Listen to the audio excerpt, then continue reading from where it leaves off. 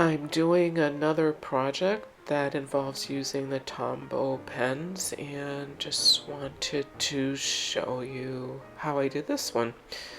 I love doing mermaid hair, and I use three colors usually. I usually make their hair red for whatever reason, I don't know. It always looks really good in red, so no one in our family had red hair, and I don't have red hair, but I like a mermaid with red hair. I think it looks really good with a green tail. That's partly why. I don't always make the tail green, but I'm going to in this case. So I'm outlining with my darkest red first. Then I use an orangey color that's sort of like a pumpkin color. And I just put it in here and there. Then I'm going to use a different red that's a little bit lighter than the one I used for the outlining. And that red I'm going to fill in almost all of the white space with. Once I do that, of course you want to make sure you cover your artwork to the best of your ability. And once I do that, this is my favorite part, putting the water on and just watching it all kind of meld together. I love doing it. It's just really fun. It's actually fun even if you're not really, you know, doing a finished piece of artwork, which I was, but it's just fun playing around with them just to see what they do. So here's the hair. I love the way it looks. So definitely have to let that dry before doing anything else. So now it is dry. And I'm going to do the flesh tone. Now the flesh tone marker, for whatever reason, it just didn't blend as well as the other markers do.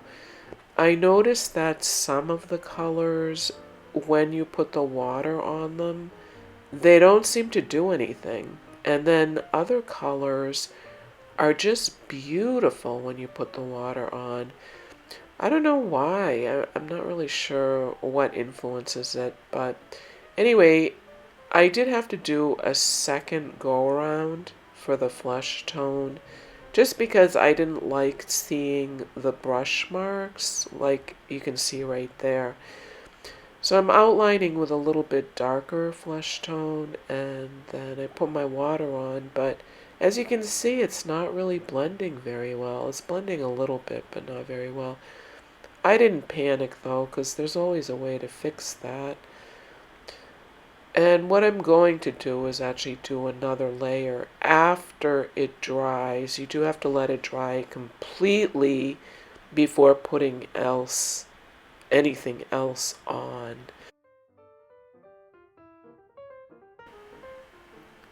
And now I'm just doing the bottom half of her top because the top half is still drying.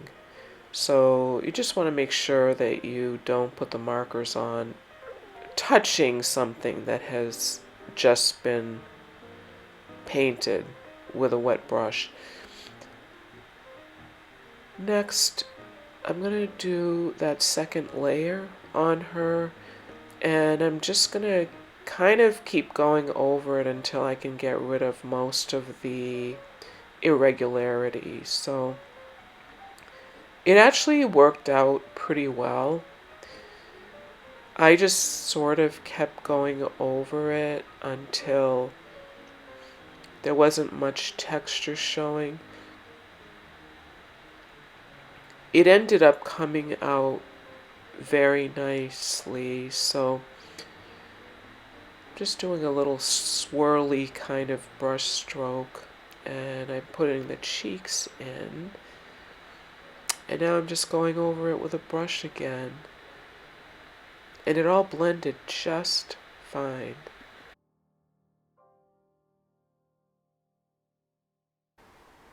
So just finishing up all my blending, and it's coming out great. Just went over the bottom there a little bit more to make them the same value. Now, this was my tester for the tail. I wanted to see if I could do an ombre. So I used 3 different greens, and I loved the way they blended. So here I go. I'm hoping that on a bigger on a bigger piece, they'll blend just as nicely, but I suspect that they will. One of the things I like about watercolor, this technically isn't really watercolor, it's just kind of using markers with water, but one of the things I do like about this kind of technique is the fact that you don't really know exactly how it will turn out. And a lot of times accidents end up being the best thing that happened.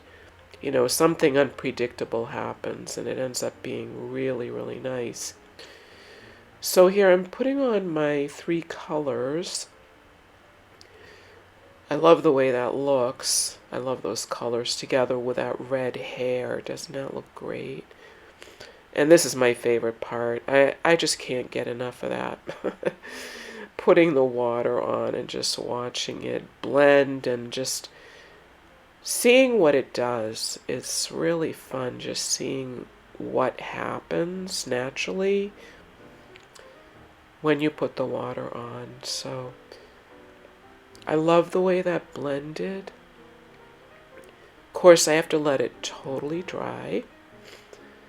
And there it is. It's totally dry. And now I'm going to do the folded hands. I love this drawing. This is actually a drawing that I use for an ornament that I make. And she has the shifty eyes and the folded hands with the nail polish. And I just love this. I love this style. So I'm going over the lines with a little bit darker flesh tone. Oh, I love the way that looks. And just brushing that a little bit. It looks awesome. Of course, I have to let it dry before doing anything else. I'm going to work on her shifty eyes now. I usually always use blue for the eyes. What other color would a mermaid have but blue eyes? And so I put in the top and bottom of the eyelid and then the black pupil. And I know I want to go over the blue part with a very thin brush. But I have to wait till everything dries, so. And I put the lips in. Love the way it looks. Now I couldn't decide what color I'm going to make those stars, but I love purple, and I love purple and green together, so I decided on purple. Put in the brighter purple, and then I'm going to outline it with a darker purple. And then I'm going to put a little water on it, and it will be just about finished, except for the nail polish. And a little bit of outlining. Oh, that looks great. I just love a mermaid. Not sure why. I'm not a real fantasy person, but for some reason I love mermaids. So, there's her nail polish. Love that. And I'm just going to do a little bit of outlining with a darker flesh color that's sort of like a light brown. I debated whether I should outline the whole figure in black. And I may still go back and do that, but for what I'm using it for, I think I'm going to try it just the way it is first. So I don't know if the black outline might make it look a little too something. I don't know. Cartoony. I don't really know, but I just kind of wanted to leave it the way it was. Now I did a little darker line around the nose because I wanted that to stand out a little bit more, and then I'm putting a little water next to it just to soften the line.